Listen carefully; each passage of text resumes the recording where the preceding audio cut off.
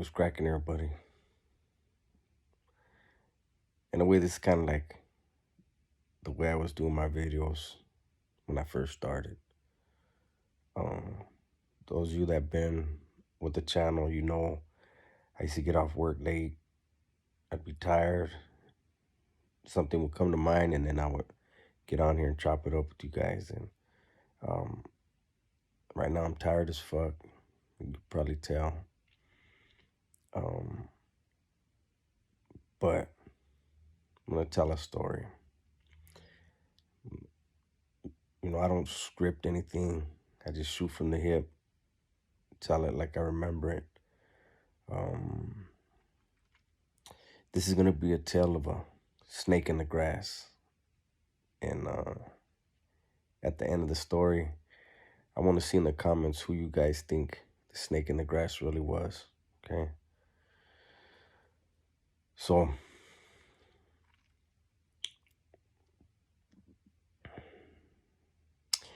in this one, I'm actually gonna use the guys' names. It doesn't matter, in this story. Um, but it's just easier for me to tell a story this way, right? So I'd been on the yard for a little while, and there was a homie on the yard. Matter of fact, I'm not gonna use his running. I'm gonna call him by the nickname we used to give him. Those of you that remember 90210, there was a guy on there. So he was supposedly a pretty boy, and all the hyenas liked him, and his name was Dylan. Well, there was a homie on the yard. He was not at all the stereotypical homie, right? Um, he was like casual as fuck, and so they used to call him Dylan. He was the pretty boy, right? But he was a killer. Dude had done a lot of work, and I think he used to get away with a lot of his pegadas because I think the way he looked, you know what I mean, like he was in and out. The Judas didn't notice, but then again, at that time, um, in that institution, the Judas kind of had a thing where they didn't want to do paperwork. So if you could whack somebody and not make a scene, they didn't want to fucking do the whole get out shit. But anyways, so yeah, the homie Dylan, everybody liked him. He was a cool dude. He was into sports and shit, right? And then so one day this guy comes, right? It's a new vato in the yard, and he had got off on the other yard and went to the oil and came out and um came to our yard, and you know as soon as he came to the yard, right away he was like, "Where's it at, Holmes? Hey, where's it at, man? I'm trying to get loaded." And that's not like it's not the first impression you want to make on people. You know what I mean? It leaves a bad taste in a lot of people's mouths. When somebody hits you, "Hey, where's it at, homeboy? I'm trying to get loaded," and like, yeah, I don't know, homie, go find it yourself. You know what I mean? Um, so he came, and like I didn't really dig him, you know. Um, well, they used to have this thing. Um, this is where it's hard for me to tell the story. Well, let's just say this, because I'm not gonna go into the whole thing. Um, Something needed to get to the back, to the hole, right? And so this guy was asked, "Hey, would you help out and take something in the back for the pad, right?" Yeah, yeah, I'll do it. So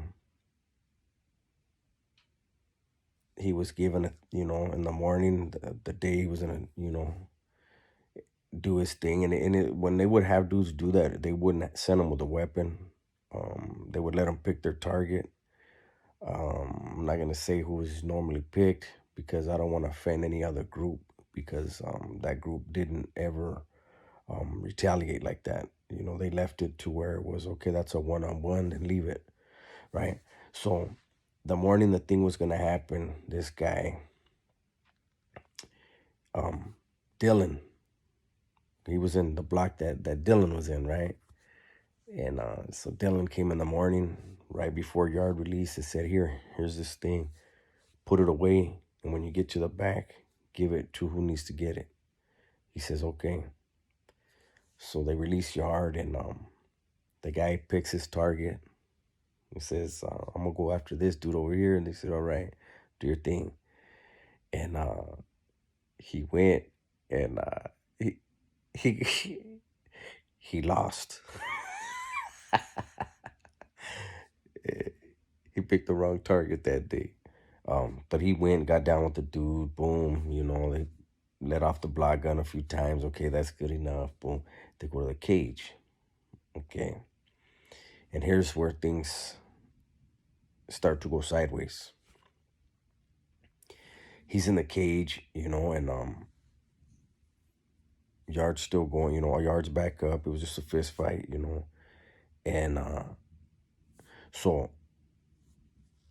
that guy that we'll call him T. That guy, because I don't want to say the names. I do and I don't. So we'll say T. The guy that first hit the yard and was like, "Where's it at, homie? I want to get high." And he's walking the yard with some yard co-workers and stuff. And as they're walking by where the cages are at, one of the program clerks is yelling, "Hey, Holmes, hey, come here, come here." So the yard crew dude that's with T walks over there like, "Hey, what's up?" And he's that guy that was in the cage that was supposed to take the clavo. He's telling them, "Hey, Holmes, look, the lieutenant said that they know what I was actually doing, and they're gonna send me to potty watch. So I shitted everything out, eh?" And the homie's like, "What the fuck?" Like, obviously, if the lieutenant really told him you're going to potty watch, he would have put him in medical and taped him up. That's when he would have knew he was going to potty watch. So the story was weird from jump, right? But he goes, "So where's the shit?" And what he did is he had shit it all out in his shirt, gave his shirt to somebody. That person took it and dumped it on the backside, right? The small side of the yard. So the yard crew, Vatos goes, "Okay, I'll go get it." And right away, T was like, "I'm going with you." He's not even yard crew. So he grabs a yard crew dude's vest, throws it on, boom, and they take off. They go through the breezeway, go to the small side. They find it. And keep in mind, it was up the dude's ass. So it's shitty and all that. T is the one that got to it, grabs it, put it in his mouth, to hold it in his mouth. Takes off, right? And then they go and let whoever needed to be known the vato panicked, and he shit it out, and we got it. So the guy who had the yard was like, "Well, hold on to it, and I get it from you when we go inside." Because as it is, T had put on the yard crew vest. Now he took one off. So it's like that's a lot of heat. I'll talk to you inside. So the vato told him, "I'll talk to you inside. I'll get it from you in there." T lived in the same building with the guy that was supposed to do the Hadley and with Dylan. So boom, it goes in the building. Um, Dylan is told to go and grab it from T. T grabs it. Dylan grabs it from T, takes it straight to the guy. And as soon as the guy gets it from the bottom of his door and he looks at it, he says, "Hey, all the carga's missing." He doesn't even have to unwrap it because he's the one that wrapped it in the first place. So he knows what the bundle would look like. So off the top, he's like, "Hey, all the carga's missing." Now, that carga is going to the back. That means it's hot. You don't touch that shit.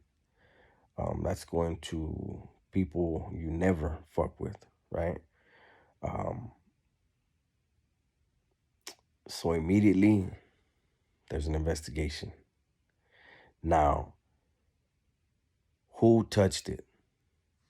The guy who's responsible for the yard, he has no reason to take it. He put it in there. The guy that went and did that so-called jale and got beat up, he would have never gave it up. Then it goes down to Dylan and T. So, investigation is on. Nobody knows who did what for sure, but they're both feeling heat. Now, remember, everybody liked Dylan.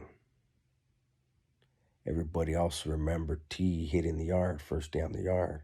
Where's it at, homie? I want to get high. So, it was one of those things where there was a circle of people that knew about what was missing and who touched it. But things were getting stickier by the day, right? And a lot of people, well, those that were knowledgeable of the situation, aware of the situation, were starting to wonder who really did what, right? And so about a month goes by, right? Which was strange. And the guy that was in charge of everything and Dylan were very close, right? And T was actually homeboys with the guy in charge. But they weren't like that though, you know? So time's ticking, the clock's ticking, the clock's ticking. And more, it looks like T is probably going to be the fall guy, right? So what T does is he comes up with an idea. He goes to one of his homeboys and says, hey, I already know everybody likes that dude. And I think he got in the bag with the old boy that's in charge. So I think my best bet is to go on the offensive because I'm tired of waiting around. But what T didn't realize is his homeboy that he confided in, like I said, they were homeboys with the dude in charge. So the dude T confided in went and got an old boy and says, hey, his plan is to move on Dylan.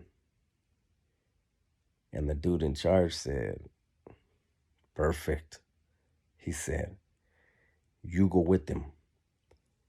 You tell him that after he whacks Dylan to give you the piece so that you can get rid of it. And as soon as he puts it in your hand, you whack T too. And we're just going to get rid of both of them at the same time.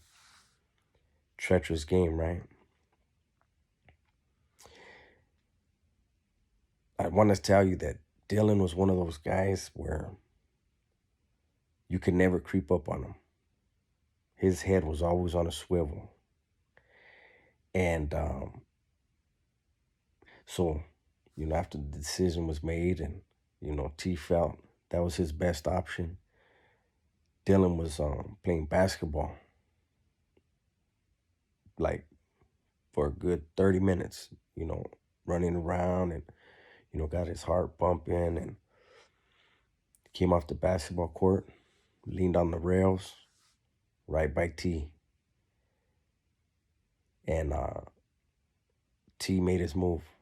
Boop, boop, boop, boop. And he punched some holes in Dylan, right? Dylan fought him off.